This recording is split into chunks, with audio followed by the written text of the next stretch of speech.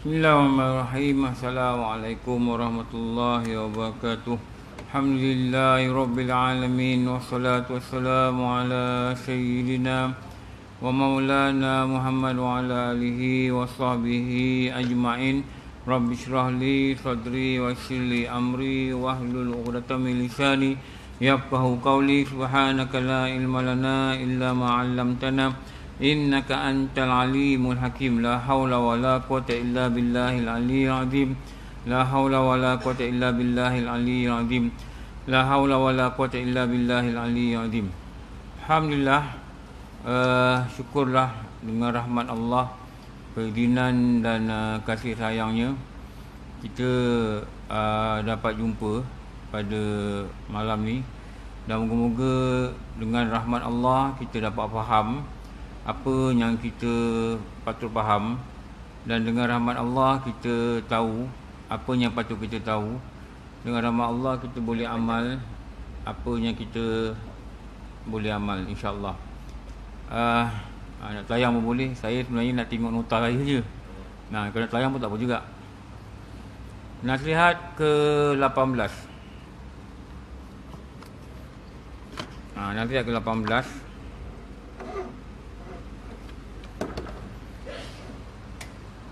Saya nak tengok nota rujukan je sebenarnya.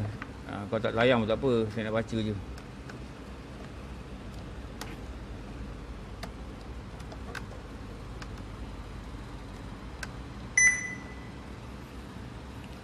Okey, kita baca pada nasihat yang ke-18. Okey.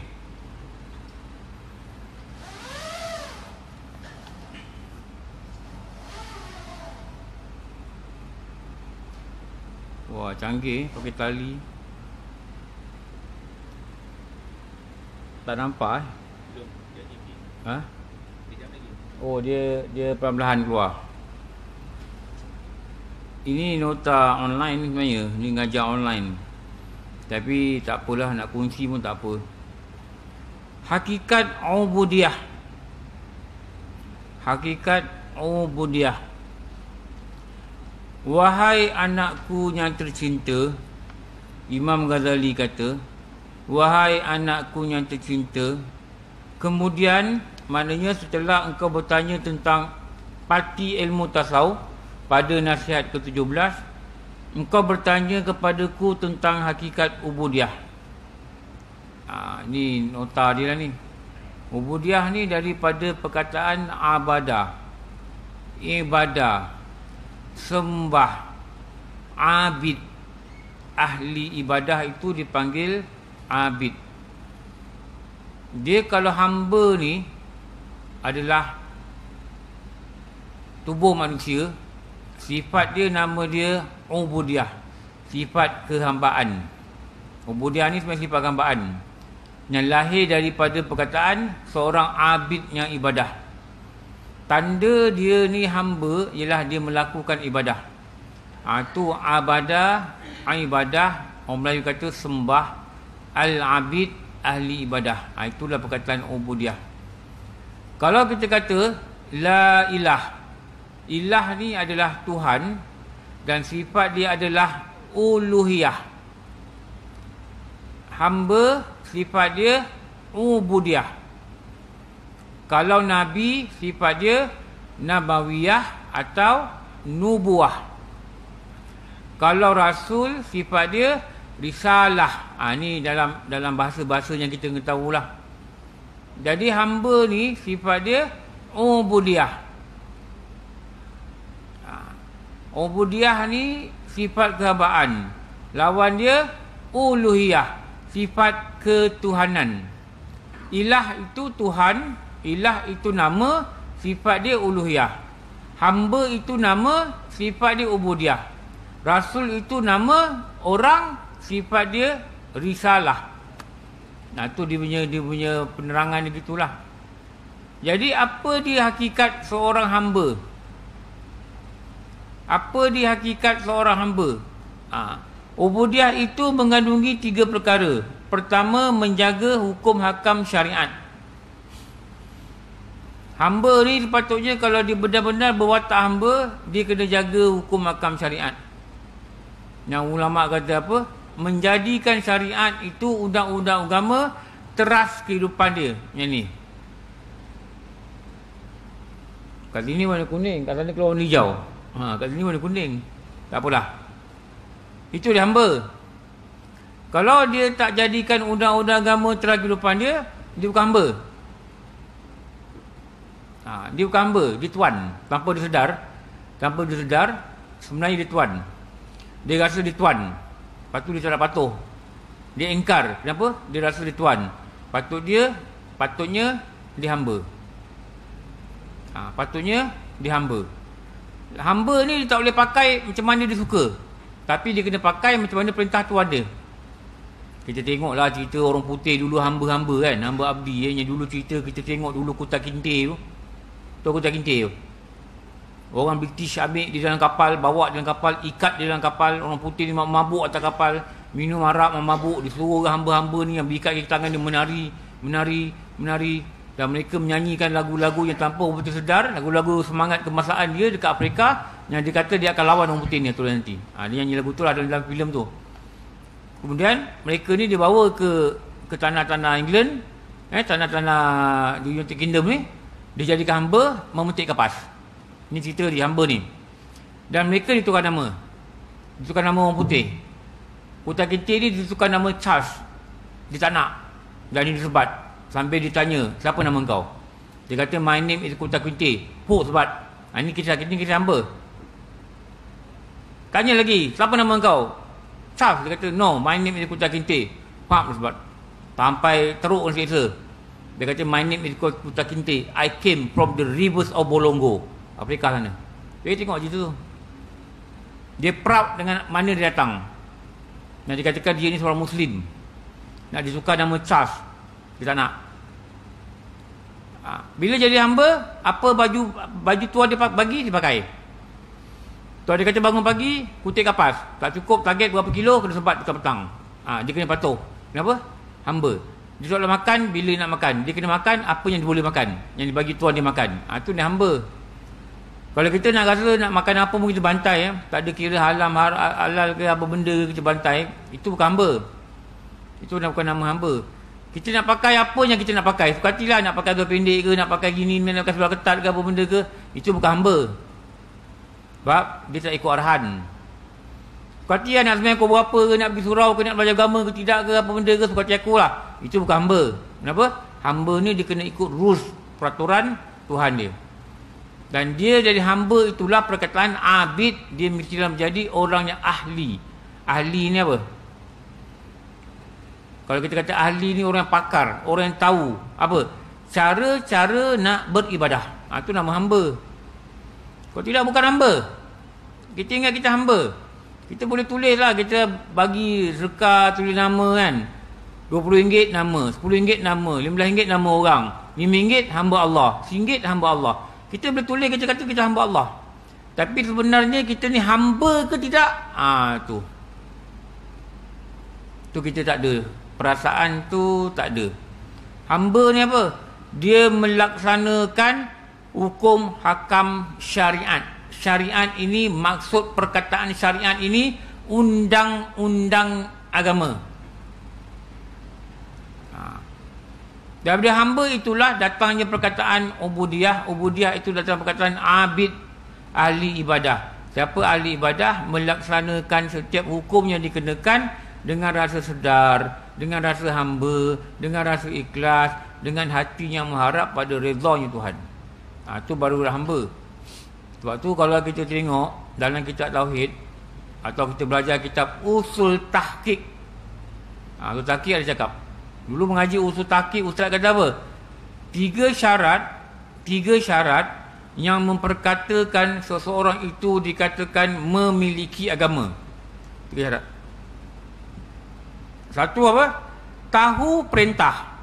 Ini perintah ni. Dia kena tahu perintah. Dia kena tahu apa yang wajib bagi dia. Dia kena faham macam mana nak buat yang wajib. Dia kena tahu ni wajib, ni sunat, ni makruh, dia kena tahu. Syarat dia mesti dia tahu perintah. Apa perintah yang dikenakan pada dia. Sebagai seorang yang mukallaf, sebagai seorang yang baligh, orang Islam, orang yang berakal, perintah. Nombor 2, dia mesti laksanakan perintah. Kalau tak laksanakan perintah, bimbang dia dikatakan tidak memiliki agama. Nombor 3, dia laksanakan perintah itu atas maksud mendapat mardatillah. Mardatillah ni apa? Redha Allah. Bukan sebab gini, bukan sebab gitu, bukan sebab begini, bukan sebab begitu. Tapi maksud apa? Nak dapat redha Allah. Bila ada 3 ini pada seorang manusia, maka dia dikatakan pemilik agama. Dia ada agama lah, baru diiktiraf sebagai pemilik agama. Lepas tu tauhid ni nak kena belajar orang. Tak belajar memang tak tahu. Macam kita lah kata syahadah nak mati ucap 2 kalimah syahadah. Kalau orang tanya kita apa rukun syahadah, kita terlopong maknanya kita tak tahu the very basic of agama Islam. Sungguh saya cakap. Apa rukun syahadah? Dan kitab-kitab katalah. Rukun Islam tahu. Okey, apa rukun agama? Tak pernah dengar juga. Iman, Islam, iman, ihsan. Okey, syahadah. Syahadah ni salah satu daripada rukun Islam. Apa rukun syahadah?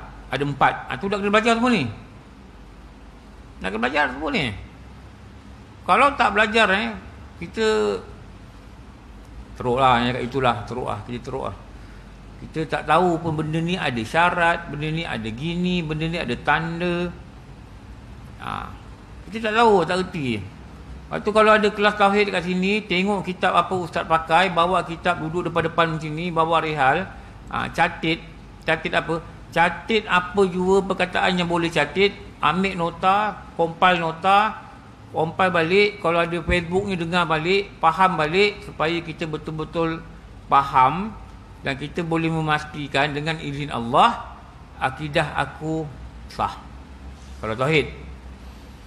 Kalau ibadah, dengar betul-betul syarat semayang, rukun semayang, puasa, haji, zakat apa semua, faham betul-betul supaya aku boleh pastikan ibadah aku sah. Sebab apa? Kali ni tak ada orang cek. Tak ada orang akan cek kita. Tak ada orang akan ketuk rumah kita. Saya nak tanya abang, abang ni orang Islam Ya, saya orang Islam Abang, rukun syahadah apa bang? Tak ada orang akan cek kita. Tak ada orang akan tanya kita. Even mak bapak kita pun tak tanya kita kadang. Tanya kita. Bang, Islam makna apa bang? Islam? Allah makna apa? Tuhan makna apa? Iman makna apa? Ihsan makna apa?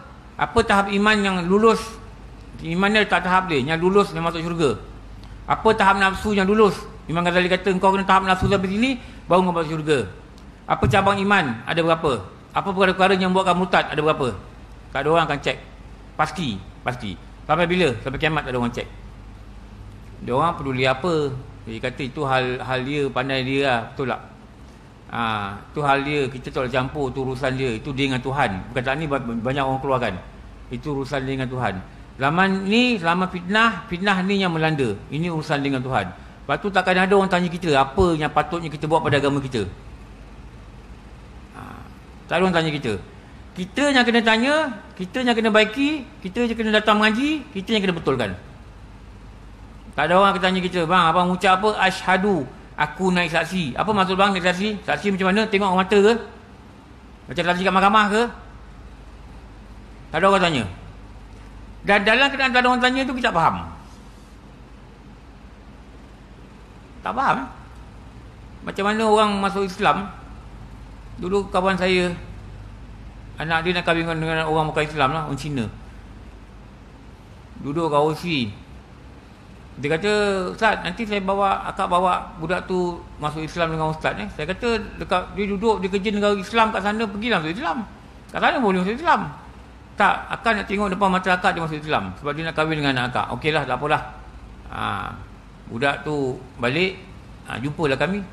Kami ceritalah, awak kena baca ni tau, lafaz ini untuk awak masuk Islam. Dia pun tengoklah. Aku naik saksi. Bang, kita kena pergi court ke bang? Tak, kat rumah saya pun boleh. Nanti saya rakam, saya bawa awak pergi perkim, saya tunjuk video ni. Awak kat sana tak mengucap dah, awak daftar nama je, nanti adalah prosedur dokumentasi.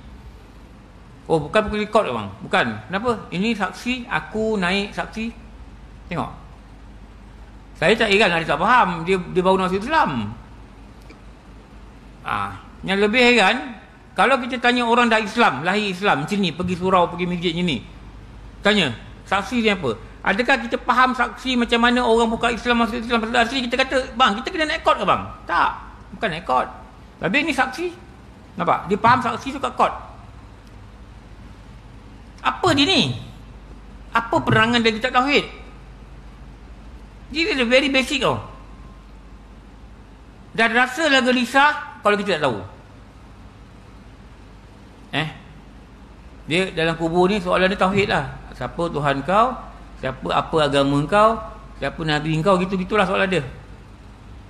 Dan dalam kitab Ziarah ke Alam Barzah, Rasulullah kata, orang yang boleh jawab, dia akan mendapat kebahagiaan yang tiada putus-putusnya sampailah dia dibangkitkan kepada padang mahsyar.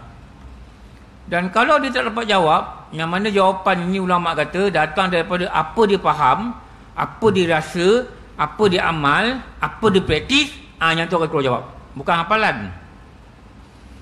Dan kalau dia tak boleh jawab, Syekh Jalaluddin As-Sayuti kata dalam kitab Ziarah ke Alam Kubur, maka dia akan dipukul oleh malaikat muka nakir dengan tongkat. Yang tongkat itu kalau bawa bumi, engkau akan lihat semua jin dan manusia pikul, tak boleh angkat.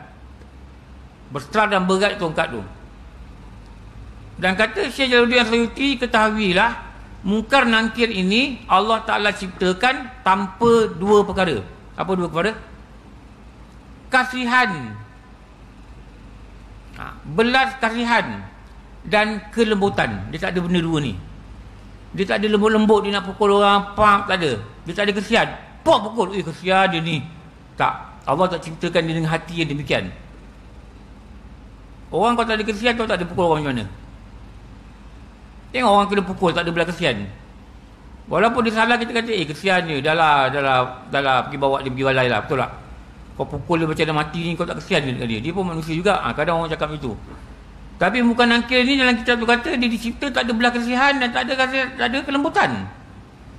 Fahamlah apa benda maksud tu. Kenapa? Siapa ni? Gagal soalan periksa. Periksa apa? Periksa tauhid. Dekat mana? Dekat Dewan. Dewan apa? Alam Barzah. Soalan berapa? 3, 4, 5 soalan je. Kalau soalan pertama dah out.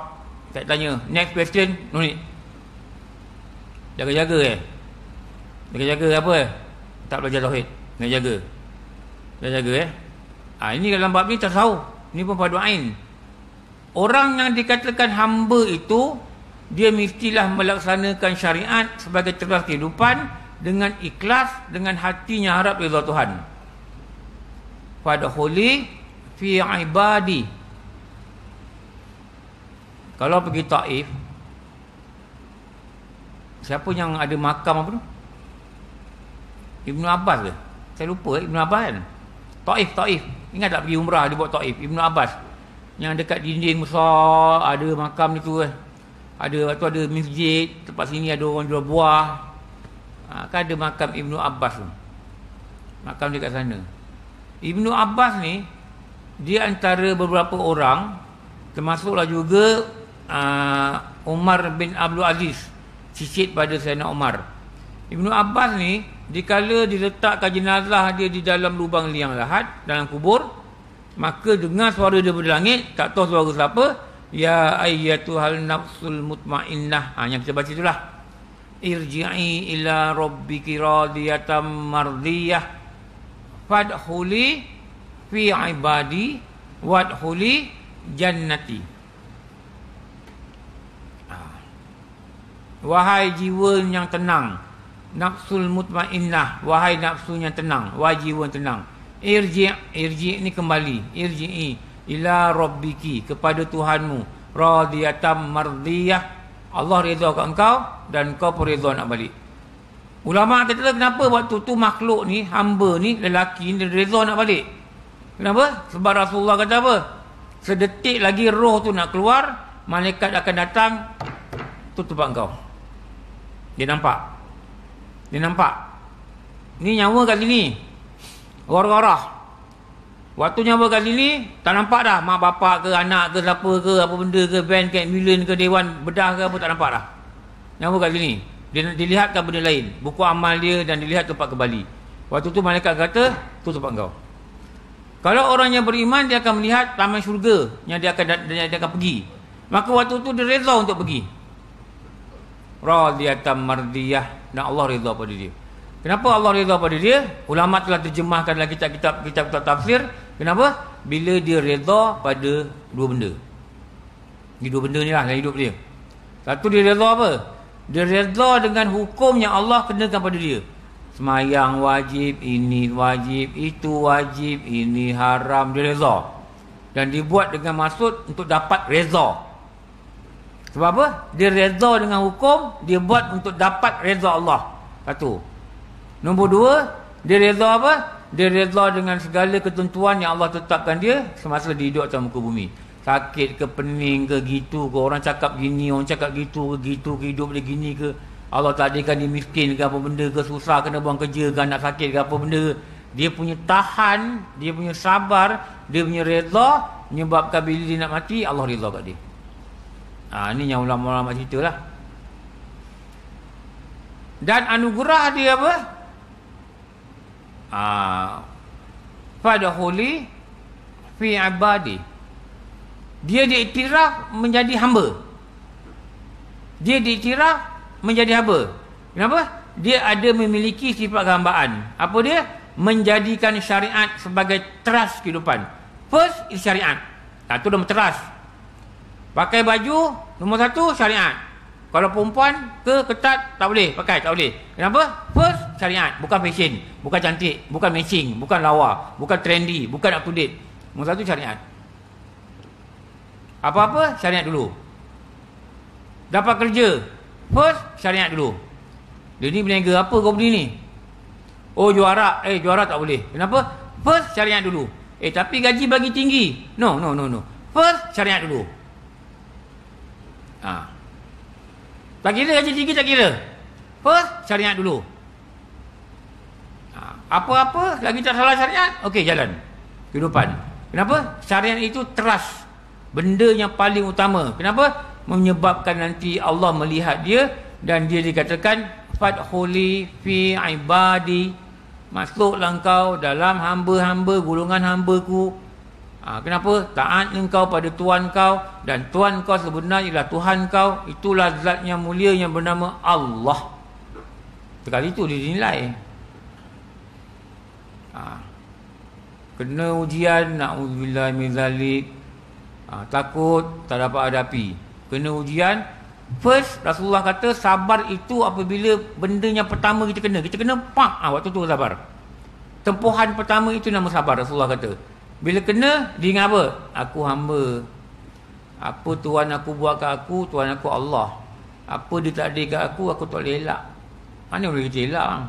Betul tak? Kita boleh elak ke kalau Allah nak pergi berjangkit? Kita boleh elak ke kalau jadi macam ni, macam tu? Kita boleh elak ke? Tak boleh elak. Pasti. Ya, pasti. Sebab mana ada orang yang boleh lawan Allah? Kalau Allah kata A lah. Kalau Allah kata B lah. Kita nak C ke nak D ke? Orang kata A ke? Orang cuba jadi F ke G ke? Tak boleh. Kenapa? Allah dia ada kuasa, dia ada kudrat dan dia ada iradat. Tak siapa boleh melawan kuasa dia, tak siapa boleh melawan iradat dia. Kenapa? Dia Tuhan. Innallaha ala kulli syai'. Sesungguhnya Allah Ta'ala kulli syai', ke atas sesuatu. Syai' itu sesuatu lah. Kulli syai'in qadir, dia berkuasa. Sesuatu ni apa? Apa yang selain daripada Allah, dia berkuasa. Apa sajalah, apa saja selain daripada Allah, maka dia berkuasa. Nak buat apa? Nak buat apa saja. Jadi kalau kita faham itu, akhirnya kita boleh pujuk diri kita dengan ilmu yang kita ada. Akal ini dia beritahu hati kita, dia penasihat. Ini raja, dia kata apa? Hai raja, hai hati, kita ni hamba lah. Habis. Kalau ini ada ilmu lah, ada benda yang dia boleh nasihatkan raja dia. Kalau ini kosong, tong kosong, dah lah tong kosong, isi lah benda yang tak betul, bagaimana dia nak kata dengan hati, kau ni hamba, apa jadi kat kau sabarlah. Kau takkan boleh buat apa. Kau takkan boleh buat apa. Tapi kau yakinlah Allah itu tidak zalim. Apa jua yang berjadi pada engkau, ada kebaikannya yang kau tak nampak. Kenapa? Allah itu tidak zalim. Bukan kau kena sakit ni Allah tu menzalimi kau. Tak. Sebab tu dalam kitab Paku Iman antara perkara yang boleh buat murtad, dia kata apa? Bila seseorang itu berkata, engkau zalimi aku. Contoh dia kena zalim lah. Dia kata balik pada orang tu, satu hari nanti Allah akan zalim kat engkau. Maka dia murtad. Kenapa? Dia kata Allah zalim. Ini kitab Paku Iman lah. Kalau belajar tauhid. Saya ajar kitab tu online tu, setiap hari Khamis. Dah muka 11 lah. Dah sampai muka 11. Lepas tu kalau kita banyak belajar, banyak kali belajar, banyak kitab belajar, banyak orang kita belajar, mudah-mudahan kita nampak apa yang kita patut nampak lah. Tapi kalau kita sibuk, kita terus bina alasan, kata kerja lah, kata apalah, kata ginilah, kata nantilah, kata pecin lah, kata gitulah, nanti kita kena tipu dan kita dihimpap oleh bangunan alasan. Alasan yang kita bina tu lah. Nafsu ni memang watak dia bina alasan. Nafsu. Syaitan ni memang watak dia, dia master, dia hebat in delay taktik. Tu delay taktik tak? Delay kan. Kita kata besok nak cari belajar lah, nak belajar tauhid, nak cari mana kawasan-kawasan ni ada kitab, ada guru-guru nak tengok jadual, nak ikut, nak follow. Balik kerja nak cari, nak follow. Nanti syaitan dia punya peranan apa? Dia kata apa? Nanti kau kerja lah, kau balik kau apa? Kau obsession. Nanti kau belajar 5 kali, kau dah obsession, tak belajar 2 kali. Tunggu nanti kau tak kerja, nanti kau belajar. Dia master in delay taktik. Siapa? Syaitan. Dia nak lambat-lambatkan. Dia try. Kalau tak dapat, dia biarkan kita beramal, tapi dia tahan kita jangan tuntut ilmu. Dia 7 step dalam kitab apa? Qatrul Wasyiah ada. Rasanya usul tahqiq. Usul tahqiq memang ada. Dia ada 7 step syaitan menipu orang yang beramal dan berilmu. Mula ni, lepas tu ni, lepas tu ni, lepas tu ni, sampai 7 step dia cuba. Dia tak putus asa. Kita tak belajar semua ni dalam kitab-kitab guru dah sebut dan tak belajar kita gagal menjadi seorang hamba. Dan tanpa sedar lebih nakutkan kita jadi tuan. Kita jadi tuan. Kita jadi tuan. Kita protes. Wah, ni berat lah. Orang kata sabarlah, ni dah takdir. Apa tak takdir? Wah, dia boleh cakap gini. Bila dah marah, akal dah tak ada.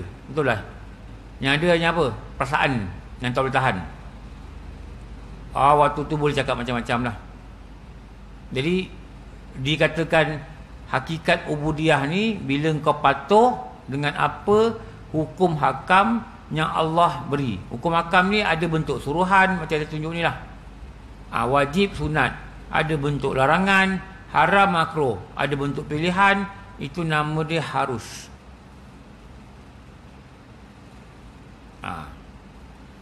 Yang pertama apa? Pelihara. Yang kedua buatlah. Yang tak payah buat, tak payah buatlah. Kalau wajib, mesti buat. Haram, mesti tinggal. Makruh, elok tinggal. Sunat, elok buat.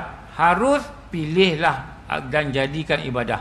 Makan tak wajib, tak sunat, tak haram, tak harus, dia harus. Tak makruh, dia harus.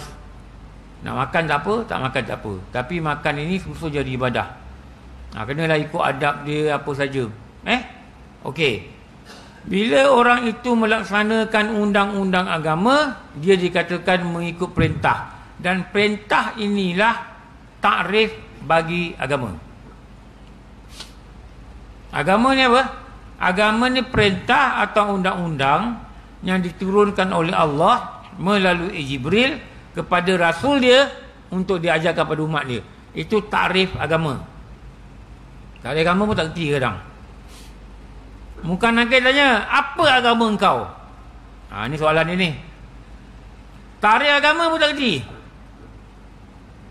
Tauhid dah cerita dah, takrif agama ni apa? Takrif agama pun tak kerti. Orang tanya kita apa agama tak kerti jawab. Kawan-kawan yang tak ada agama tu, yang eti-eti tu tanya, you ada agama? Ya, saya agama Islam. Agama apa? Please explain to me now, dia kata. You keterangkan saya. You kata you ada agama. Agama apa? Menggelabah nak jawab. Kenapa menggelabah? Tak belajar tauhid memanglah menggelabah bang. You agama apa dia kata? Saya agama Islam. Islam apa? Tadi tak ada agama. Ni tak ada Islam. Dia kata orang Islam ada iman ya, Islam ada iman. Iman apa? Allah, ini tak reti, itu tak tahu, ini tak faham, itu tak pernah dengar. Allah, teruk lah. Teruk. Dia tak tahu, dia bukan Islam. Kita tak tahu, kita Islam. Bila dia tak Islam, kita tak Islam. Tapi dari segi ilmu, takut kita ni, taraf ilmu kita, taraf tauhid kita macam orang kafir. Ni nak kena jaga. Yelah, dia pun tak tahu definisi agama. Yang lahir Islam pun tak tahu. Takut nanti dinilai oleh para malaikat, engkau ni ilmu tauhid engkau macam tu lah, yang macam orang-orang bukan Islam tu. Cuma beza dia, engkau Islam lahir, dia tak dapat Islam lagi, engkau Islam lahir. Tak bimbang ke kita? Tak bimbang ke kita dia tanya siapa Tuhan kau? Tuhan ni definisi dia apa? Yang kita tauhid. Nak ketahulah, dia kena belajar lah. Dalam kitab dia cerita ni beza di Tuhan. Ini Allah, ini Tuhan. Apa beza? Ada beza? Ada beza. Ya, ada beza. Ini Islam, ini iman. Ini ihsan. Iman, Islam, ihsan, rukun agama. Apa makna rukun? Semayang rukun Islam. Kalau rukun ni maknanya kalau rukun semayang tak buat rukun, tak dipanggil semayang. Tapi kalau orang tu tak semayang, adakah kita kata dia kafir? Tu nak kena faham macam mana. Macam mana ulama jelaskan. Apa makna rukun agama dalam rukun, dalam agama? Apa makna rukun Islam dalam rukun? Tu ada definisi dia sendiri lah. Jadi kalau kita nak laksanakan syariat ni, apa yang kita kena buat, kita kena belajar lah. Itu yang setiap bulan saya cakap perkataan ni. Sebab masalah yang menimpa ahli surau, ahli masjid, kebanyakannya dia tak tahu. Dan dia tak tahu yang dia tak tahu. Tahu? Dia tak sedar yang dia tak tahu. Dia rasa okey, boleh pergi semayang subuh, boleh semayang sunat subuh, okey, itu bagus. Itu paling cantik. Dia boleh pergi masjid, dia boleh dengar kuliah, tu okey. Tapi cek, rupanya tauhid out. Ni yang berlaku ni sekarang ni. Dia tak erti, dia tak ada knowledge at all pada agama dia sendiri.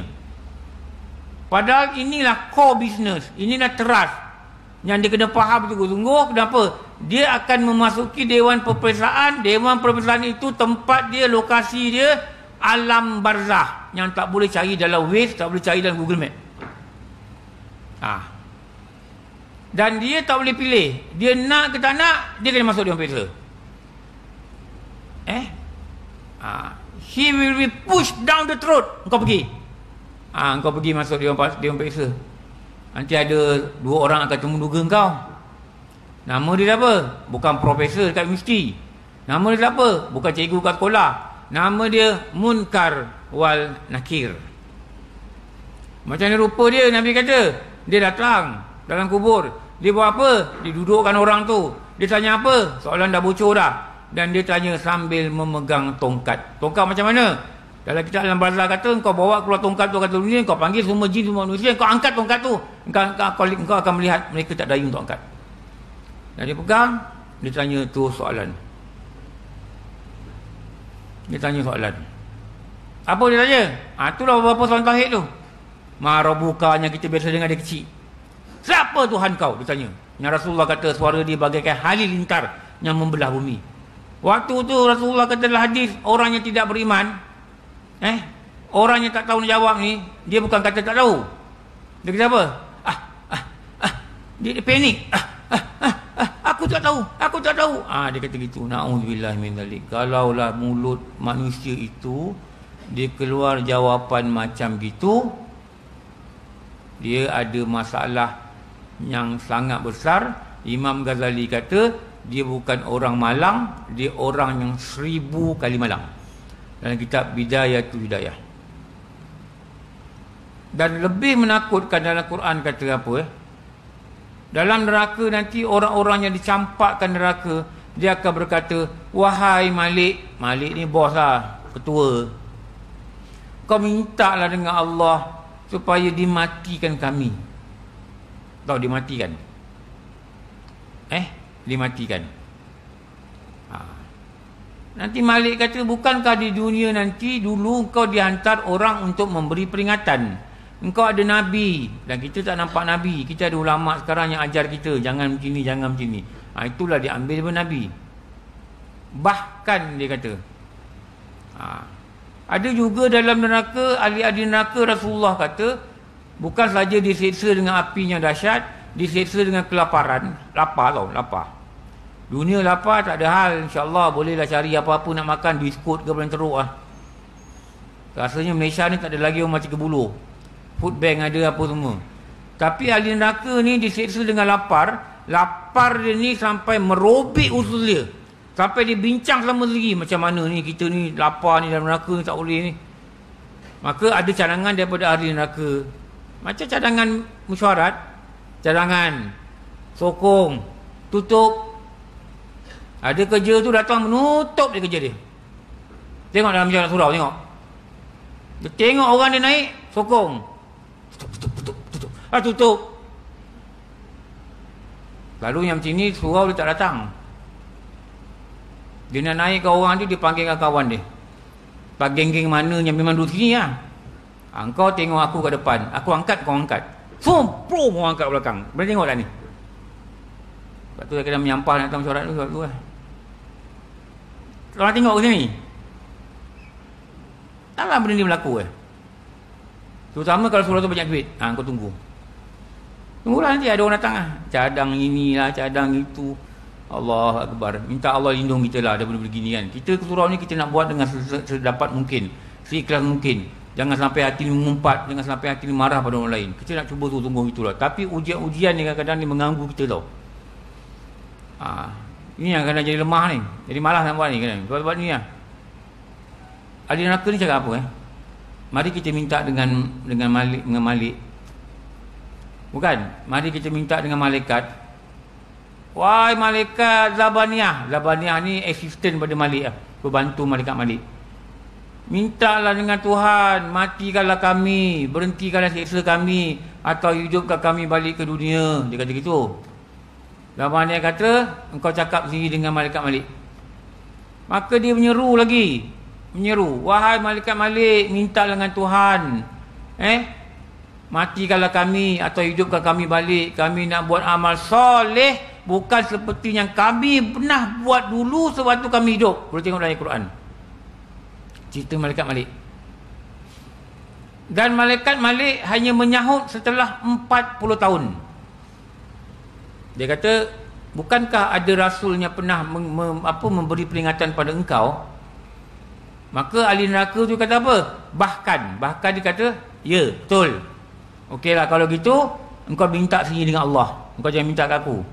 Dan yakinlah permintaan engkau tidak akan dilayan. Tapi ahli neraka ni sebab dah tak tahan, dah lapar, malaikat bagi dia buah zakum, dia makan, buah zakum tersangkut dekat sini, malaikat bagi dia nanah yang panas, malaikat bagi dia cairan timah yang panas, yang menggelegak sebagai minuman, dia minum habis, robek dia punya usus punya perut, dia tak boleh buat apa, dia minta juga dengan Allah. Dia tak tahan. Orang ahli neraka tak tahan. Setelah berapa puluh tahun, baru Allah Ta'ala menyahut. Allah Ta'ala kata apa? Apa kamu hendak wahai ahli neraka? Maka ahli neraka ni cakaplah, ya Allah, engkau matikanlah kami. Ya Allah, engkau hidupkanlah balik supaya kami dapat buat amal soleh. Bukan macam dulu. Tak, kami tak akan main-main lagi dah. Amal soleh gitulah. Kami akan buat dengan sungguh. Irji, kembalikan kami ya Allah. Irji amal soleha. Kami nak buat amal soleh. Apa Allah kata? Rasulullah kata apa? Allah Ta'ala berfirman apa? Wahai ahli neraka, hari ini aku tak nak berurusan dengan engkau. Diam engkau ahli neraka. Allah tak nak dengar apa saja. Allah tak nak dengar apa urusan. Diam engkau ahli neraka. Rasulullah kata, maka duduklah ahli neraka di dalam neraka dengan seksa dalam keadaan hina dina. Atau hina dina lah. Dah lah hina dina lagi. Macam kita katalah, hitam legam. Itulah tu. Nak menguatkan hitam ni dipanggil legam. Putih melepak. Bodoh berdengung. Jahil melantun. Kan guru-guru kata gitu kan? Kau ni tak belajar tauhid ni. Dulu masa kami kena dengan guru ni, dah telinga dah nipis lah. Kau ni belajar tauhid tak nak belajar, nota tak nak catat, belajar tak tunggu-tunggu, kau nak jadi bodoh berdengung Kau tu tak bodoh berdengung. Ini guru cakap ni. Tak bodoh berdengung. Bodoh melantun-lantun dia kata. Apa? Bodoh dia kata itu. Aduh, bisa lah belajar tu. Aduh, bisa jadi dengan aku. Aduh. Tapi betul. Dia kata betul. Kau jangan jadi bodoh melantun-lantun. Bodoh dia kata. Ni ustaz cakap gitu Ustaz belajar tu. Kau tak tahu Islam ni apa, iman ni apa, gini ni apa. Kau nak jadi bodoh berdengung ke? Oh, dia marah. Kami dulu belajar kena pasap, kena hantar buku nota yang jatuh ni kan. Dia kata, okey, ini hantar. Dia nak tengok. Dia tengok. Apa kau jadi ni? Ni salah. Buat cara macam ni. Dia ajar pula. Gini, ni yang betul, ni penangan yang betul. Ini. Yang ni kau tulis elok, nanti kau boleh faham. Kau dah tulis yang ngantuk Apa kau tulis ni? Oi, dulu belajar macam tu. Baru dapat. Jadi bila orang itu dikatakan menjaga segala hukum hakam syariat, dia dikatakan memiliki hakikat kehambaan dan hakikat abid. Tu ada orang nama Abid, Muhammad Abid. Abid ni dikatakan ahli ibadah. Okey. Perkara kedua, apa yang dikatakan orang ini benar-benar menjadi hamba Allah, benar-benar menjadi orang yang ibadah, benar-benar menjadi abid. Apa perkara kedua tu? Dia katakan apa situ? Redha dengan qada dan qadar dan pembahagian Allah Ta'ala. Kalau nota dia macam ni lah. Ni dia terang tadi ni.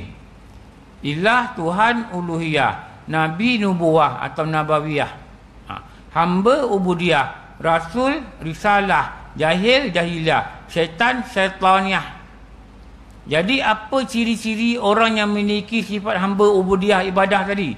Menjaga hukum hakam, dalam kitab ni kata redha dengan qada-qadar Allah dan mencari keredaan Allah.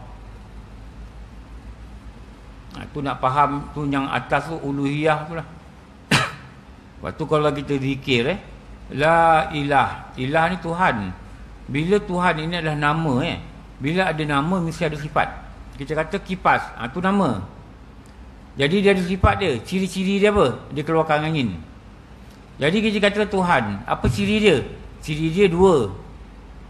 Dia adalah Al-Ghani, yang terkaya, tidak mengharapkan apa-apa, dan dia ada makhluk yang mengharapkan pada dia. Nama dia, makhluk itu bersifat Al-Faqir. Dua ciri ni yang melayakkan Allah itu dipanggil Tuhan. Kenapa? Dia ada sifat dua ni yang tak ada pada siapa-siapa. Lepas tu nama dia, sifat dia Esa. Esa ni tunggal. Dia tak ada pada benda lain. Tak ada benda dalam dunia ni yang tak perlu apa-apa, tapi kecuali Allah. Kenapa? Al-Ghani. Dia qiyamuhu binafsi, berdiri dengan sendiri. Maksud dia tidak bergantung dengan orang lain. Dia mukhalafatuhu lil hawadis, bersalahan dengan segala yang baru. Maknanya tak sama dengan makhluk. Dia qidam, maknanya dia tidak ada permulaan. Dia baqa, maknanya dia tidak ada pengakhiran atau binasa. Dia wadaniyah, dia esa, maknanya tiada pada dia berbilang-bilang. Tu saya kata nak kena belajar tauhid lah. Nak kena belajar tauhid. Nak kena buka kitab. Nak kena tengok apa benda guru-guru tauhid cakap, apa benda ulama cakap, supaya ingat satu perkataan dalam kitab Mustiqah Hadis. Dia kata apa? Syurga itu disediakan pada mereka yang giat berusaha mengesahkan ibadah dan mengesahkan akidah. Faham Kita kena usaha. Tengok solat kita sah tak? Kita kena tanya, faham tak syarat sujud? Kita kena tanya, apa dia masbuk? Apa dia muafiq dalam solat jemaah? Semua tu mesti dalam pengetahuan kita lah. Kenapa? Bila kita tahu, kita buat dengan betul, maka sahlah ibadah. Ini mazbuk pun tak tahu mana mazbuk. Dia kata mazbuk lambat. Bukan. Belajarlah kitab. Mazbuk apa? Mazbuk ini seorang makmum yang berdiri di belakang imamnya dan dia tidak dapat ada masa membaca Fatihah pada kadar sederhana, pada huruf kebanyakan manusia. Muafiq apa? Anda kena belajar ni. Makmum yang berdiri di belakang imamnya dan dia memiliki masa membaca Fatihah pada kadar sederhana, pada huruf kebanyakan manusia. Itu tarif. Lepas tu tahu pula muafiq nak kena buat apa, mazbuk nak kena buat apa. Jadi secara kali kita sama ada muafiq atau mazbuk. Itu nak belajar kat sembahyang jemaah. Kalau kita tak tahu perintah, yang mana syarat pada memiliki agama, kita tak faham perintah, kenapa kita tak susun diri kita untuk belajar? Surau ni tak ada, pergi tempat lain. Pergi. Saya dulu, kalau saya balik kampung, saya tumpang mengajar dekat Masjid Tanah, Pondok Hitam, Aitan Darat. Sadatul Darain, dah tutup dah pondok ni sebab bapak ni wakaf tanah, lepas tu anak ni dah besar, anak ni minta balik. Bapak ni tak ada black and white. Ustaz dah sebut salah, dah gaduh-gaduh, pulang ni balik. Kita kelar lepas isyak, lepas maghrib Ustaz mengajar kat masjid. Lepas isyak kita datang lah. Kelar tu pukul 9.30, Ustaz makan nasi 9.30, 10.30 habis. Nampak ada budak-budak ramai naik van, ada 2 van datang. Saya tanya, bang dari mana? Dia Melaka, dia kata. Melaka balik tanah. Setengah jam tau, 40 minit baru sampai. Habis 10.30 ni, dia kata nak balik Melaka. Tak, ada lagi satu kelas pukul 11. Pukul 11 malam. Kat mana? Kat Repik. Tampin, Pondok Tampin. Ni yang Repik ni. Balik berapa? Kang sana 11, 12.30 habis. 12.30 balik Melaka. Tampin balik Melaka. Besok kerja? Kerja. Kami buat ni seminggu 2 kali kita. Ni orang dah kritikal nak tahu ilmu Mereka sanggup buat. Kenapa? Mereka tahu ini keselamatan mereka di akhirat.